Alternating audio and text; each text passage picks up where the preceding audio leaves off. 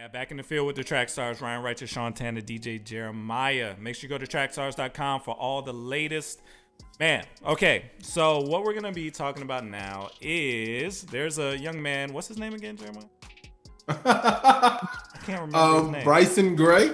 Bryson Gray, who I guess has been getting some conversation going because he dissed Lecrae, he dissed Ruslan, I guess. There's two of them that are doing this. Yeah, I know Bryson Gray. Yeah. Okay, and basically he's a MAGA rapper, MAGA Christian rapper, right? Is that accurate? Yeah, MAGA Christian rapper. Okay. Yeah. So just hardcore MAGA, hardcore Trump, hardcore Second Amendment type stuff. I'm gonna give you a taste of what I mean. I ain't gonna play this whole thing, but just so you get an idea of what we're talking about here. All right, let's do it. What's going on? God-fearing, God-toting patriots. I love the Second Amendment. God gave it to me. Not one politician, not one government legislation can take it from us.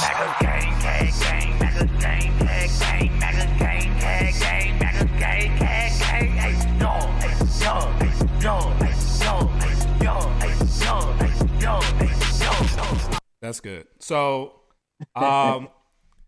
what do you guys think about this MAGA rap movement? Is it, first of all, is it sincere, or is it kind of like a grift? Do you think they're being honest about their love, or do they see an opportunity that they're exploiting? Let me say this. When I first heard it, Chris, I'm gonna be honest with you. If that was his beat, the beat was funky.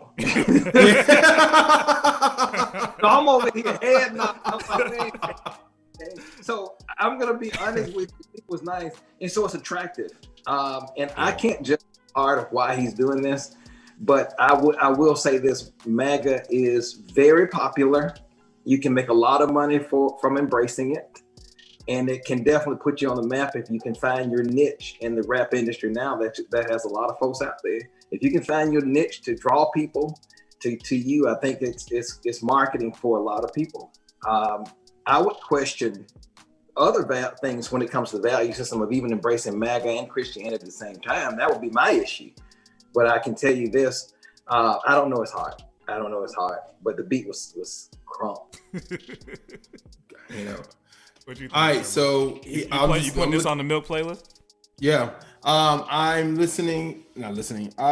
reading. He has two albums, one called MAGA Season and one called MAGA Ain't Got No Color.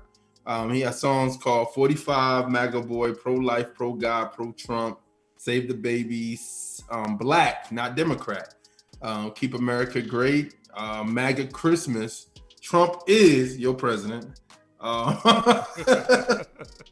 was just reading the titles of his joint. It's I think one, Gun Toting Patriot, was the one I think we just saw. Color, All Lives Matter, Chinese Virus, Uncle Tom, Right Side, MAGA Steppin', Feel Like Candace Owens, Make Families Great Again, Persecution, Cancel. All right, so it's like, I've never heard of Bryson Gray prior to this. If he had music out prior to this and everything like that, it's very interesting. People going crazy in the comments. Somebody say he's trying to get flued out by Trump. I do think sometimes there's all types of hip hop music out there. People just don't know about. Like there's people who got music from, underground. Like I remember at one time horrorcore, which is like horror movie type hip hop. Yeah. So there's all types of hip hop. I'm sure somebody will stumble around Christian hip hop like, I didn't know this exists. So I remember seeing a clip on Jeopardy, and this young lady was talking about, I listen to nerdcore hip hop, and she was like, nerdcore, what's that? He was like, basically it's about like nerd rap and stuff like that. So it's all types of hip hop. Now the question is, would he continue to do this after Trump is out of office? You know what I'm saying? Now that's the question. Is he going to be MAGA for 4 more years, or is it going to be something new? And I'm not going to question, like you said, his heart or anything, but because the way it sounds like I'm strongly believing this, and I believe Trump, and I believe, and stuff like that. I think the thing is, the scary part about this is if Trump is over Jesus, and sometimes it could sound that way. So we could have Bryson. Is it? I keep forgetting. Yeah. We could have Bryson on to talk about this, but something I would just say this. It sounds like, even if you do really believe this, based on the titles, you have to be a little bit leaning into it. You're leaning into it a little bit. You know what you're doing. Like there's a community for this, and if you fit the community perfectly, you have a huge audience to take advantage of. This is a problem for any audience. He's charting. Like he's on. That's what I'm saying. Yeah, because he's on. Here's the deal, and I'm just put this out, and y'all can disagree if you want. White, Christian, evangelical, Republicans love to see black people jump on board with this MAGA thing. Absolutely. That's just true. I mean, you can read into that what you want, but they love it. They love to see that happen. So that could be a good thing. I don't know. Yeah. Your opinion. But I'm just saying that they love it because it's like, we got one. See, we're not racist. This guy's on our team. You know, that kind of attitude. Yeah. And I can understand if you feel like you've been called racist all this time and you want to kind of show them, see, I'm not racist. Look at this black guy. Here's my black African American. But you just have to know that this is an industry now. Yeah. And I think he's leaning into the industry. It's a little too on the nose, if you see what I'm saying. Yeah. I know there's people on our team that like Trump and love Trump and think, he won the election and he's going to be president the next 4 years and all that kind of stuff. But this is leaning in all the way. This is all the way. Having a gun in the video, that's checking off all the boxes.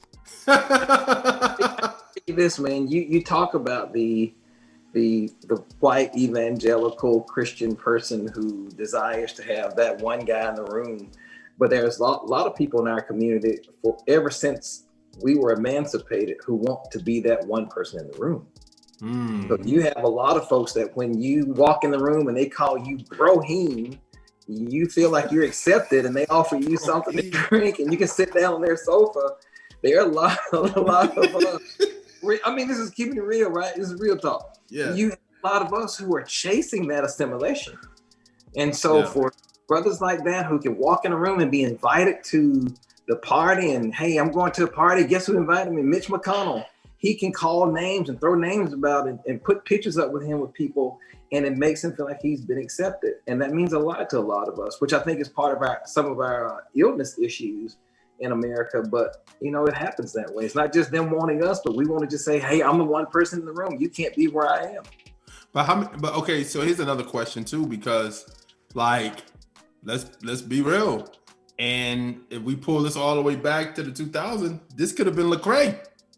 Not saying MAGA, but just conservative, evangelical Christian. You went what I'm there, saying? Jeremiah. You went there. I'm being honest. No, this is good. This is good because I think even Lecrae would say, like he got adopted into the mainstream white evangelical movement. The Reformed movement was like a big deal, and being accepted into that movement propelled him to the front of everything, right? Like the John Piper cosign was huge. Yeah. And not just John Piper, but he got everybody's cosign, Louis Giglio, everybody, right? So I think he would even say, that helped me, but he didn't. He didn't do all this. He didn't put on the costume. You know what I'm saying? No, he didn't. I ain't saying that. I ain't saying he sold out. I'm just saying his music was so.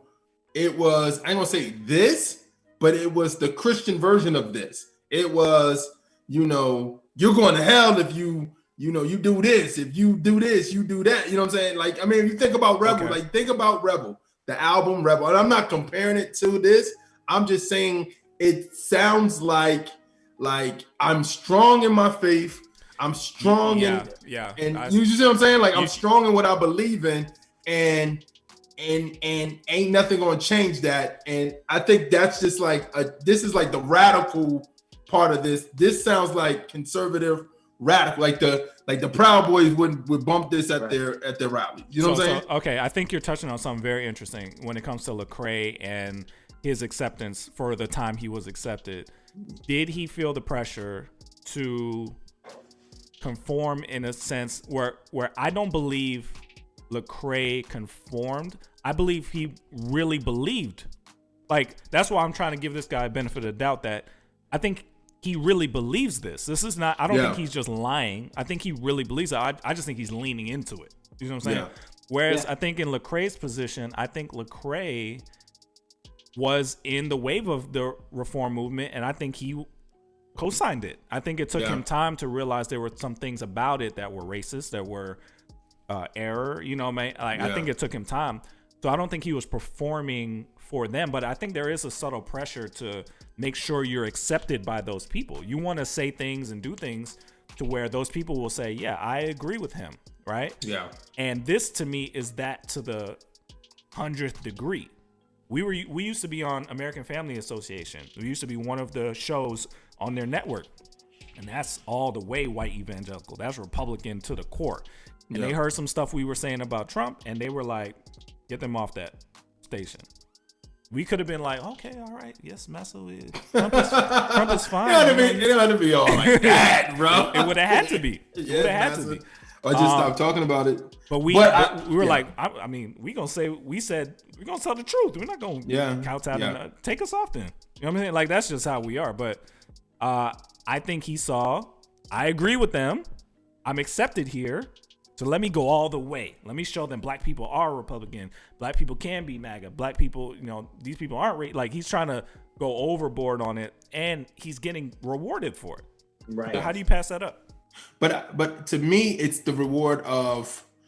But that's what I'm saying. So I think I'm thinking about even like if we go from Lecrae, we go to NF.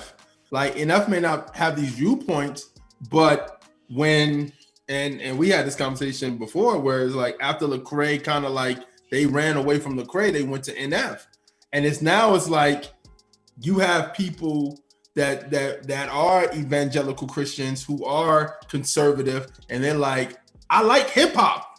I mean, I like the message in it, but I like hip hop. So we got a guy now that's quote unquote our mouthpiece, where it's like he's speaking what we want to say in the hip hop category. So we're going to support him. You are bringing up some really deep stuff. So NF, are you saying that NF? No, I'm not saying is he's conforming to a Midwest white conservative demo is, viewpoint, and he is intentionally not speaking his mind on things because he wants to keep that audience? No, I'm not saying that. I'm saying I'm saying the same people that loved Lecrae when he was in the Rebel after the music stopped, rehab mode. Those people, once he started saying, hey, you know, what happened to Trayvon Martin was wrong. This is wrong. We got to treat people right. How we could be Christians and not love our brothers. When those people left, NF got on that NF train, and they've been on it ever since, right? What I'm saying is, I'm not saying NF is not like sharing, like NF is neutral. I never saw NF say, you know, MAGA's wrong, or Trump is an idiot, or I agree with Trump, or, you know, all lives matter. Like I've never seen nothing from him. I feel like he's just a neutral person, and that's just me. I mean, I haven't seen this stuff. 99% of what you said was true. 99%. Okay, maybe I don't know. I can't say that. I just feel like he's neutral, and he feels like I'm in a place where I don't know how to handle the success, and sometimes I feel with depression. Sometimes I feel lonely. I don't feel like this, and I'm writing out of that. And I know there's tons of millions of people that feel the exact same way. I think you're touching on the pressure, because if he did, let's say he was like, yo, Black Lives Matter, blah blah blah, he's gonna lose his audience, right? Like straight up. Yeah. Like, of he's course. seen happening to Lecrae, right? So well, I would say this, maybe not. Because we're in this year was a whole different situation for Black Lives Matter. It wasn't the same after, you know, I went totally blank. I'm sorry. The death of George Floyd, yeah. So that may be different now. Yeah, but he may have more people be like, yo. Maybe, but if he say Trump is an idiot and Trump shouldn't be president, then that's something different. Okay. Yeah. Okay. So, but what I'm saying is, if he did feel that way, which I have no idea, he may be all the way on the other side. What I'm saying is there's a pressure to make sure you don't upset your fan base, right? Yeah. That's been clear this year. Everybody is catering to a fan base instead of being them and seeing who comes. You're being pressured to be a thing to fit into the stream of the fan base. You know what I'm saying? Yeah. But I think even that, it's still dangerous because you're not yourself. Because let's say, for instance, if Bryson, if he's not himself, like if he's putting on a show like people think he is, then if he drops another album that's not mega related, then people are gonna be like, what's this? You know what I mean? So it's like he has to understand it now. He's getting into more political rap, honestly, because this is what it sounds like 808 political rap for Trump. Well, I can tell you this, guys, man. I think the guy may be a marketing genius. Yeah. Because what we all know, and some people may dread, is that MAGA's not going anywhere. It's not anywhere, man. Donald Trump, and again, I'm not going to share my political beliefs, but President Trump actually knows for a fact how to make money, man. And he knows that continuing MAGA on red hats is going to be beneficial to his pockets. Yeah. And so regardless if he's president or not, based on what we're seeing, he's not going to be president. He's already establishing the platform for him to continue to direct our thought processes when it comes to politics. And so what Bryson is doing, if he's doing it purposefully and he's not sincere about what he feels, it's still a great marketing idea for him because it is a niche. You don't find other rappers who know how to put bars together talking about how great Trump is. And so real. That's real life, man. I mean, it's no other brothers out there dropping bars on Trump being a great guy.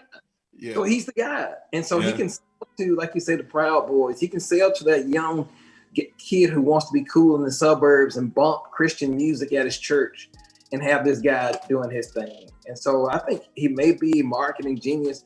What I'm concerned about, though, Jeremiah, is when you read through his actual song titles, you read a lot of them, but I didn't hear on my end the songs about glorifying Jesus Christ. I didn't hear them in the titles. It was almost like it was purposeful to exploit the MAGA movement for his personal marketing purposes. Yeah. So I didn't hear Jesus, I love you, worship in the spirit. You know, Lecrae, the difference between he and NF is that you're going to have some I love you Jesus moments. Yeah. I didn't hear that here. So that's what gives me anxiety about what he's doing, is that I didn't hear his love for Jesus Christ. Yeah. Okay. All right. So that's the challenge right there.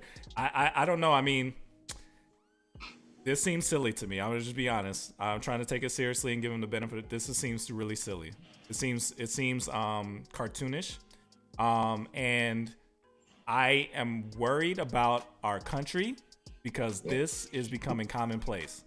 And the guy in the middle of the screen right here, I know you love this stuff because it's interesting, but it's dangerous. I don't want to even say that. I don't know why you like this stuff because I just literally went on. I just remember seeing it because I'll tell you what happened. Somebody that we truly love, that's a friend of the show, he was like, "Hey man, y'all need to do an album review on this." And I looked at the cover and I was like, "Okay, let me research this." And I saw it and I was like, "Oh," and he was like, "Well, he's a believer too." And I was just like, And because after, like you said, reading the titles, it was like, this is interesting. You know what I mean? So, and I didn't know how to respond to him or nothing. So that's what I'm saying. So you're getting, like I said, he's getting people who believe in the Lord because he's saying that he believes in God too. You get what I'm saying? It's just, this is become further divisive. Like there's literally a line in the sand now, even in the church, whether you're for what Trump is all about or you're against what Trump is all about. And I don't see how we're ever going to mend that again.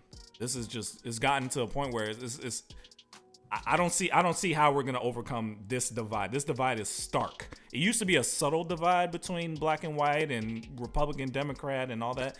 It's a very thick black line now. And I don't see how we're going to be able to come together as one church with this stuff going on.